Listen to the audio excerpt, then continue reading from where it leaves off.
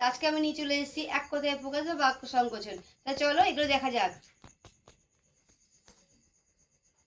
এক কথায় প্রকাশ বা বাক্য সংকোচন। যিনি গণিত জানেন তাকে বলে গণিতজ্ঞ। যে কানে শোনে না বধির। যা পাকে জন্ম পঙ্কজ। যিনি তপস্যা করেন তপস্বী। গুণ আছে যার গুণবান। যাকে জয় করা যায় না